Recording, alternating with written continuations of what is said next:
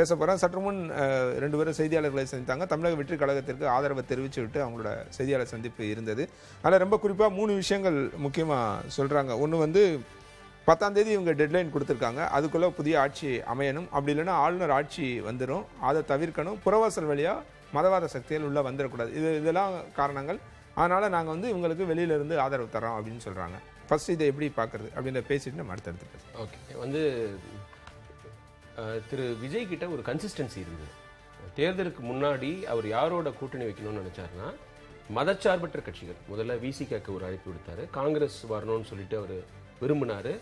நீங்கள் பிரவீன் சக்கரவர்த்தி போய் பார்த்ததுனா நம்மளுக்கு தெரியும். அஃப்கோர்ஸ் கம்யூனிஸ்ட் கட்சிகளும் வரணும்னு நினச்சார். பட் அப்போ அந்த சமயத்தில் அவங்க எல்லாருமே வந்து திமுகவோட கூட்டணியில் உறுதியாக இருந்தாங்க. விஜய்க்கு எந்த விதமான ஆதரவு இருக்கும் அப்படின்னு அவங்களுக்கு யாருக்குமே தெரியல, காங்கிரஸுக்கே தெரியல. அதனால தான் அவங்க அந்த கேம்பிள் எடுக்காமல் இப்போ வந்திருக்கிறாங்க. அவருக்கு வந்து ஒரு பெரிய வரவேற்பு இருக்குது. இவ்வளோ பேர் ஜெயிச்சிருக்காங்க, 100க்கு மேலே ஜெயிச்சிருக்காங்க முதல் எலெக்ஷன். இல்லை, அது தெரிஞ்சுதானே முன்னால் திமுகவோட ஒரு சலசலப்பு, அவங்களோட போகிறோன்னு சொன்னது, அல்லது எங்களுக்கு மாற்று ஒரு சாய்ஸ் இருக்குது அப்படின்றதுனால நீங்கள் பார்கெனிங் பவரை இம்ப்ரூவ் பண்ணது, டிமாண்ட் பண்ணதெல்லாம் டிமாண்ட் பண்ணி வாங்கினாங்க. பட் நான் என்ன சொல்லேன்னா, அவங்க தாவக்காவோட போயிருக்கணும் தானே இப்போ நினைப்பாங்க. இப்போ 5 சீட்டு தான் வந்திருக்கிறோம், 40-50 சீட்டு வாங்கி நம்ம 20-30 கூட ஜெயிச்சிருக்கலாமே, விஜய் வேவில் நம்மளும் கரை சேர்ந்துருக்கலாமே அவங்க நினச்சிருந்துருக்கலாம். பட் என்னை பொறுத்த வரைக்கும் விஜய் வந்து ப்ரீ போல் அலையன்ஸ் பார்ட்னர்ஸ் அவங்களே வந்து போஸ்ட் போலுக்கும் வரணும்னு நினச்சாருல்ல, அவங்களுக்கு மட்டும்தானே கேட்டார். ஏடிஎம்கேக்கு ஒரு அஃபிஷியலாக லெட்டர் அனுப்பலை, பிஎம்கேக்கு அனுப்பலை, அதுக்கப்புறம் வந்து அம்மா மக்கள் முன்னேற்ற கழகத்துக்கு அனுப்பல. ஒரு சீட்டு கூட இப்போ முக்கியம். ஆனால் அவங்கள்ட்ட அப்ரோச்சே பண்ணல, லெட்டரே கேட்கல, ரெக்வஸ்டே பண்ணல. கேட்டது வந்து இந்த மதச்சார்பற்ற கட்சிகள்கிட்ட தான் கேட்டிருக்காரு. அது பாராட்டத்தக்க விஷயம். நான் சொல்கிறேன், இந்த கன்சிஸ்டன்சி வந்து அரசியலில் எல்லாம் சகஜம்பா அப்படின்னு சொல்லி அவர் வந்து மாற்றி மாற்றி பேசாமல் அதில் வந்து ஒரு நிலைப்பாட்டில் தெளிவாக இருந்தார். அப்பயும் இவங்க தான் வேணும், அப்போ அவங்க வரலைன்னா கூட பரவாயில்ல, எலெக்ஷனுக்கு அப்புறம் இவங்க தான் வேணும்னு சொன்னது வந்து இப்போ இருக்கிற அரசியலில் வந்து ஒரு பெரிய விஷயம். நிறைய கட்சிகள் செய்ய மாட்டாங்க, அதை செஞ்சுருக்கிறாரு. மேபி அந்த கன்சிஸ்டன்சி தான் கம்யூனிஸ்ட் கட்சிகளுக்கு வந்து சரி இவருக்கு நம்ம வந்து ஆதரவு கொடுக்கலாம் அப்படிங்கிற நம்பிக்கையை கொடுத்துருக்குன்னு நான் நினைக்கிறேன். இவர் வந்து ஏடிஎம்கேட்ட ஒரு துண்டு போடுறது, அதுக்கப்புறம் பிஎம்கே கூப்பிடுறது, இப்படிலாம் பண்ணியிருந்தாருன்னா நிச்சயமாக கம்யூனிஸ்ட் கட்சிகள் அவரோட போயிருக்க மாட்டாங்க, இந்த ஆதரவு தெரிவிச்சிருக்கோம். இல்லை, அவங்க எங்கேயுமே விஜயோட செயல்பாடுகளை பற்றியோ, இல்லை இப்போ செய்தியாளர் சந்திப்பு முன்னே பேசினப்ப அவர் விஜயோட செயல்பாடுகளை பற்றியோ அவரோட இதை பற்றியோ எங்கேயுமே அவங்க சொல்லலை. அவர் வந்து மக்கள் நலன் சார்ந்த அரசை கொடுக்கணும் அப்படின்ற மட்டும்தான் இவங்களோட வலியுறுத்தலாக இருந்தது. இவங்க சொல்கிற காரணங்கள் 3. ஒன்று வந்து இந்த நான் ஏற்கனவே பட்டியலிட்டு நான் என்ன சொல்றேன்னா, அவர் அப்படி கன்சிஸ்டண்டா நடக்கலன்னா இது கூட கொடுத்துருக்க மாட்டாங்கன்னு சொல்றேன். இந்த லெட்டர் கூட கொடுத்துருக்க மாட்டாங்கன்னு நான் சொல்றேன். இந்த 10ஆம் தேதிக்குள்ளார ஆளுநருக்கு அந்த லெட்டர் வரலைன்னா அவர் வந்து ஆளுநர் ஆட்சி வந்துடும், அதுக்கப்புறம் ஆளுநரோட கண்ட்ரோலுக்கு வந்துடும் அப்படிங்கிற ஒரு பயம்லாம் சொல்லியிருக்காங்கல்ல. அப்போ வந்து கண்டுக்காம விட்டுருவாங்க, நீ எப்படி வேணாலும் போய் எனக்கு என்ன அப்படிங்கிற ஒரு மனநிலையில் இருந்திருப்பாங்க. விஜய் வந்து அவர் ஆதரவு கேட்ட கட்சிகளுடைய பேர் வந்து அல்லது யாருங்கிறது வந்து இவங்களுக்கு ரொம்ப முக்கியமானது இருக்குன்னு நான் நினைக்கிறேன். ரைட். இந்த சூழலில் அவங்க இன்னொரு விஷயத்தையும் சொல்கிறாங்க. அதாவது நாளை பின்ன ஏதாவது ஒரு சிக்கல் இருக்குது அப்படின்னா, விஜய் வந்து தடமாறி போகிறாரு, இல்லை ஏதாவது ஒரு சிக்கல் இருக்குது அப்படின்னா கண்டிப்பாக நாங்கள் வந்து உரத்த குரல் எழுப்புவோம், நிர்பந்திப்போம், போராடுவோம் அப்படின்னு சொல்கிறாங்க. இதை எப்படி கம்யூனிஸ்ட் கட்சிகள் போராடாமல் இருப்பாங்களா? நிச்சயமாக அவங்க குரல் எழுப்புவாங்க. ஏன்னா கம்யூனிஸ்ட் கட்சிகள் வந்து எப்போதுமே ஒரு ஆட்சி அமைக்கிறதுக்கு ஒரு கட்சிக்கு ஆதரவு கொடுத்தா மந்திரி சபையில் இடம் வேணான்னு தான் சொல்லுவாங்க, அமைச்சரவையில் இடம் வேணான்னு சொல்லுவாங்க. அது வந்து ஏன்னா அவங்க செய்கிற தப்புக்கெலாம் நம்ம ஜவாப்தாரி ஆகிடக்கூடாது அப்படிங்கிற ஒரு எண்ணம். அவங்க வந்து அந்த விபி சிங் அமைச்சரவையில் இடம் பெற்றது வந்து அவங்களுக்கு பெரிய பிரச்சனை ஆயிடுச்சு. அதுக்கப்புறம் வந்து அவங்க தொடர்ந்து வந்து நாங்கள் இப்போ சேரமாட்டோன்னே சொல்லிட்டு இருக்காங்க. இப்போ நீங்கள் இது இருக்கும் யூபிஏ இருக்கும்போது அவங்க தான் மெயினான கட்சி 2004 அவங்க அதில் சேரல இல்லை. அப்புறம் தமிழ்நாட்டில் வந்து அந்த மாதிரி ஒரு பேச்சு வரும்போது அவங்கள நம்ம வந்து கேட்கவே வேண்டியதில்லை. அவங்க வந்து திமுக அதிமுக தேவைக்க கூட ஒரு முதலாளித்துவ கட்சியாக தான் பார்ப்பாங்க. நிறைய அந்த கட்சியில் நிறைய தொழிலாளர்கள்லாம் இருக்காங்க, ஏழை மக்கள்லாம் இருக்கிறாங்க கூட. அவங்களுடைய கொள்கைகள் வந்து இந்த பூர்ஜுவான்னு அவங்களுடைய லாங்குவேஜில் சொல்கிற கொள்கைகளாக இருக்கும். அதனால நம்மளுக்கு வேணாம், ஆதரவுலாம் கொடுக்கலாம், மதவாதி சக்திகள் வரக்கூடாதுன்னு நம்ம கவர்மெண்ட்டில் சேர்ந்துக்கிட்டோன்னா அவங்களோட தவறுகள்லாம் நம்ம தலையில் வந்து விடிஞ்சிரும். இல்லை, தவறுகள் விடியுன்றது மட்டும் பார்க்குறதா, அல்லது இவங்களால உறுதியாக கேள்வி எழுப்ப முடியாது, இப்போ வெளியில் இருந்தாங்க அப்படின்னா நினச்ச நேரத்தில் அதாவது நினைச்சதை செய்ய முடியும் அல்லது நினைச்ச கேள்விகளை எழுப்ப முடியும் அப்படின்ற மாதிரி புரிஞ்சுக்கிறது. இல்லை, கம்யூனிஸ்டை பொறுத்த வரைக்கும் நம்மளுடைய தத்துவங்களை எப்போ நம்மளால நடைமுறைப்படுத்த முடியுமோ அப்பதான் கூட்டணிக்குள்ள போகணும்னு நினைப்பாங்க. இப்போ கேரளாவில் எல்டிஎஃப்ல பிரச்சனை கிடையாது, அவங்க இருப்பாங்க, சிபிஐ இருப்பாங்க, ஜனதா தள் இருப்பாங்க, நேஷனலிஸ்ட் காங்கிரஸ் பார்ட்டி இருப்பாங்க, அப்புறம் காங்கிரஸ் எம் இருப்பாங்க, நிறைய கட்சிகள் இருப்பாங்க. பட் அங்கே வந்து அது லெஃப்ட் கவர்மெண்ட், அது வந்து நீ வேற ஒரு கவர்மெண்ட்ல அவங்க ஒரு பார்ட்னர் கிடையாது, அவங்க லீட் பண்ற கவர்மெண்ட். அதே மாதிரி தங்களுடைய குறைந்தபட்ச திட்டங்களை நிறைவேற்ற மாதிரி இருக்கிற சூழ்நிலை இருந்தால் தான் அவங்க உள்ளே போவாங்க. அதை நம்ம கணக்கில் எடுத்துக்கணும். அவங்க பதவி ஆசையோடு அவங்க அப்ரோச் பண்ண மாட்டாங்க. அவங்களுக்கு கொள்கை தான் முக்கியம். அதனால் ஆச்சரியப்படுறதுக்கு விஷயம் இல்லை. எனக்கு முன்னாடியே நான் எதிர்பார்த்தது தான். அவங்க வந்து ஆட்சியில் பங்கு அப்படி அதிகாரத்தில் பங்குலாம் கேட்ட கட்சியே கிடையாது. அதே லைனை வந்து அவங்க தொடர்ச்சியாக பின்பற்றிட்டு இருக்காங்க. ரொம்ப முக்கியமாக இன்னொரு விஷயம் அவங்க சொல்கிறாங்க, மதவாத சக்திகளுக்கு எதிரான நிகழ்வுகளில் திமுகவோட சேர்ந்து நாங்கள் செயல்படுவோம் அப்படின்னு சொல்கிறாங்க. இது எப்படி புரிஞ்சுக்கிறது? ஆதரவு அப்படின்றது வந்து தமிழக வெற்றி கழகத்திற்கு, அவருக்கு நேர் எதிராக இருக்க திமுக.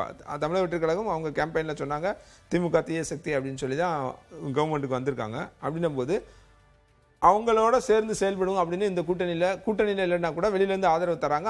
அந்த அரசை இவங்க ஆதரிக்கிறாங்க ஏதோ ஒரு வகையில். அப்படின்னும் போது இது எப்படி சரியா இருக்கும்? நீங்கள் வந்து இப்போது பிஜேபிக்கு எதிராக எல்லாருமே களமாற்றலாம்ல.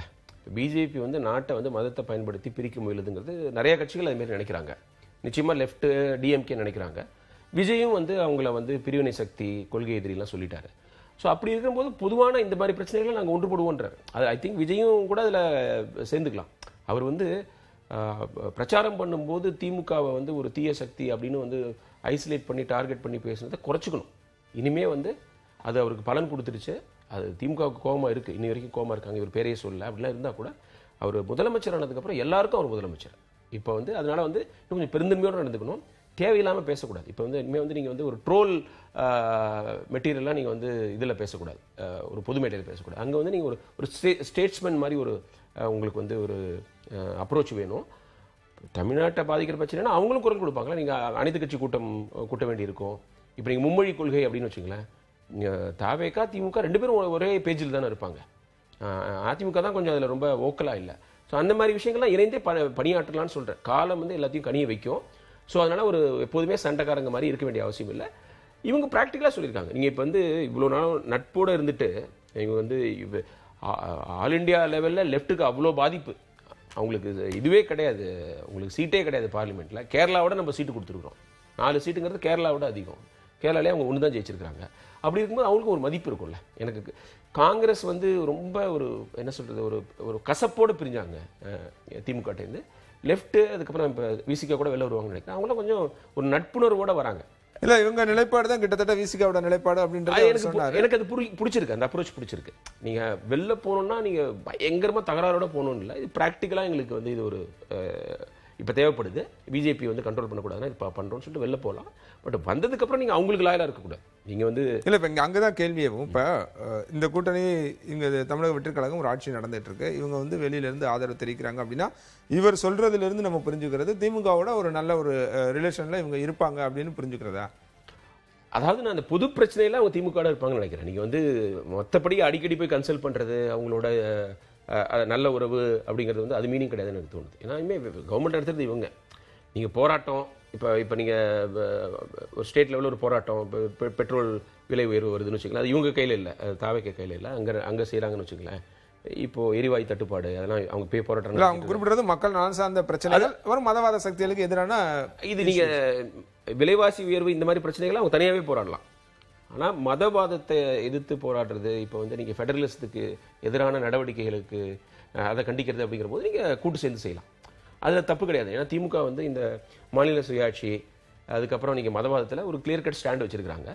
அதில் சேர்ந்து நீங்கள் போராடுறது தப்பு. ஏன்னா இப்போ கவர்மெண்ட்டாக இருக்கிறவங்க அந்தளவுக்கு செய்வாங்கன்னு எனக்கு தெரியல. நீங்கள் விஜய் வந்து திமுக மாதிரி இந்த மாதிரி போராட்டம் இந்த இடத்துல தான் நான் எனக்கு கேள்வி என்னன்னா, விஜய் வந்து இப்போ நமக்கு ஒரு கிளாரிட்டி இல்லை. அவர் இந்த மாதிரியான விஷயங்களை எப்படி எடுத்துட்டு போறாரு, எப்படி போராட்டம் நடத்த போறாரு. இப்போ விஜய் வந்து அமைதியா இருக்காருன்னு வச்சுக்கோங்க.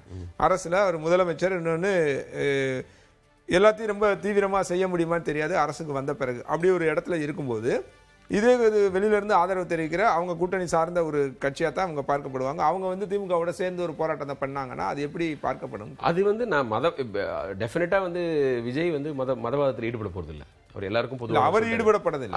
அல்ல சொல்றேன், ஒரு சும்மா ஒரு எக்ஸ்பிளனேஷனுக்காக சொல்றேன். ஸோ அப்போ போராட்டம் அவருக்கு எதிராக இருக்க போறது இல்லை. அதை செய்யறது பிஜேபிங்கிறது தான் வந்து இந்தியா ஃபுல்லாக இருக்கிற அரசியல் கட்சிகளும் பொலிட்டிக்கல் அப்சர்வருக்கும் தெரிஞ்ச விஷயம். அப்படி போராடும்போது இவருக்கு பிரச்சனை கிடையாது. இவரோட பொலிட்டிக்கல் அப்ரோச் வேற இருக்கு. நல்ல பாயிண்ட் இது. ஆக்சுவலா விஜய் வந்து அந்த மாதிரி ஒரு கான்ஃபரன்டேஷன் எடுக்கிற டைப் கிடையாது. இதெல்லாம் மக்களுக்கு பிடிக்கல, என்னோட அரசியல் வேற மாதிரி இருக்குன்னு தான் ஒரு. இல்ல, விஜய் அதை எப்படி எடுத்துக்குவாரு? அதை கண்டுக்காம விடுவாரு. பிஜேபி எனக்கு தான் எதிரி, பிஜேபியோட கூட்டணி வைக்க கூடாதுன்னு நான் இவ்வளவு தூரம் வந்து போராடி வந்திருக்கிறேன்.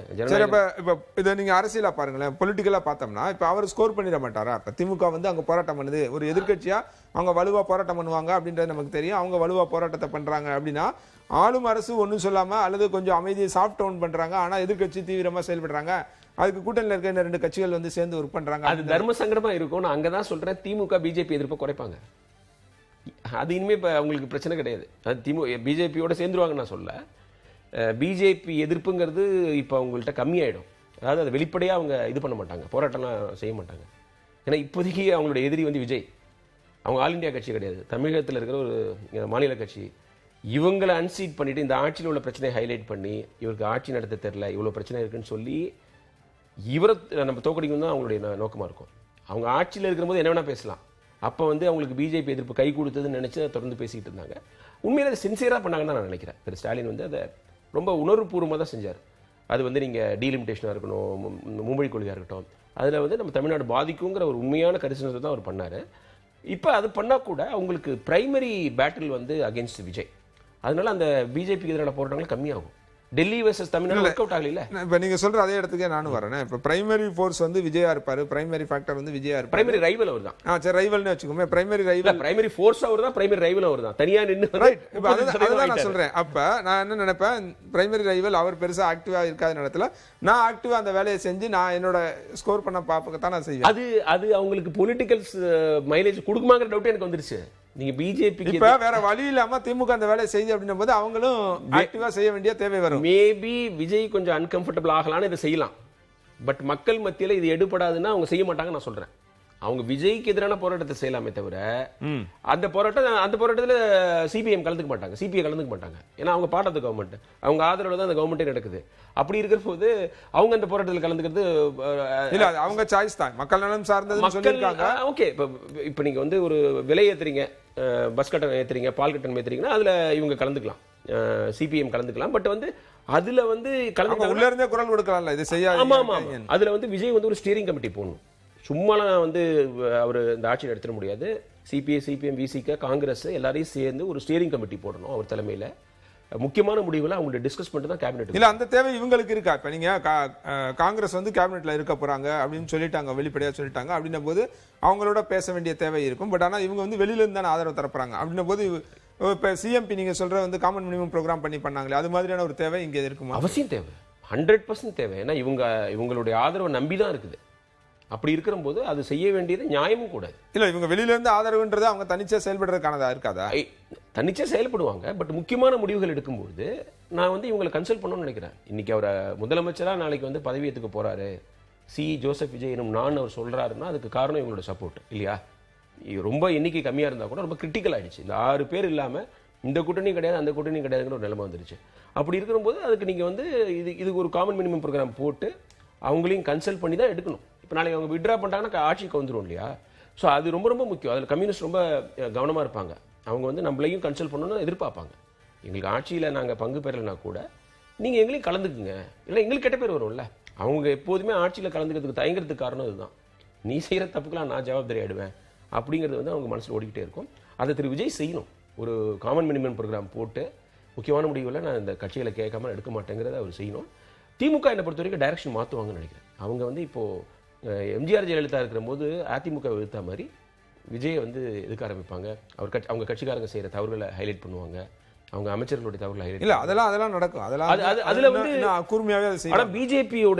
பிஜேபி எதிர்க்கும் விஷயங்கள் கொஞ்சம் கம்மியாடுன்னு நினைக்கிறேன். இங்க மதவாதத்தை வந்து இங்கெங்க எதுக்குறாங்க. தமிழ்நாட்டு பிரச்சனையில வந்து பிஜேபி பட்டியல் நடந்தது, திருப்பரங்குன்றத்தில் நடந்ததுன்னு அதை மட்டும் தான் எதுக்குறாங்க. நார்த் இந்தியால இஸ்லாமியர்களுக்கு எதிராக இல்ல, தமிழகத்துல மதவாதம் அது தமிழ்நாட்டில் மதவாதம் எடுபடாது. அது பிஜேபி தெரிஞ்சு போச்சு. திருப்பரங்குன்ற விஷயமே பெருசாகல. மைக்கேல் பட்டியல் என்னமோ கதறி அதில் கடைசியில் போய் தான் சொன்னாங்கன்னு தெரிஞ்சிச்சு. ஸோ அவங்க வந்து இங்க எடுக்கிறதுக்கான வாய்ப்பு குறைவுன்ற மதவாதங்கிற பேசிஸ்ல தமிழ்நாட்டில் பிரச்சனை வராது, ஆனால் நார்த் இந்தியாவில் பிரச்சனை வருது. அதையும் கேள்வி கேட்கணும்னு நான் நினைக்கிறேன். பிஜேபியோ கம்யூனிஸ்டோ ஈவன் விஜயோ ஏதோ ஒரு மாநிலத்தில் வந்து இஸ்லாமியர்களுக்கு பாதிப்பு ஏற்படுது எனக்கு என்னன்னு இல்லாமல் அதையும் கேட்கணும். இந்தியா ஒத்துமையாக இருக்கணும், எல்லாரும் நல்லா இருக்கணும்னா இந்த பிரிவினைகள் கூடாதுன்னு சொல்லணும். ஆனால் திமுக அதை பற்றி பெருசாக பேசினது இல்லை. அவங்க ஆட்சியில் இருக்கும்போது இந்தியாவில் வேற மாநிலத்தில் நடக்கிற பிரச்சனைகளை அவங்க தலையில் எடுத்து போட்டு பண்ணது கிடையாது. விஜயும் அந்த மாதிரி ஒரு கொஞ்சம் ஒரு அந்த சாஃப்ட் டோல தான் போக நினைக்கிறேன்.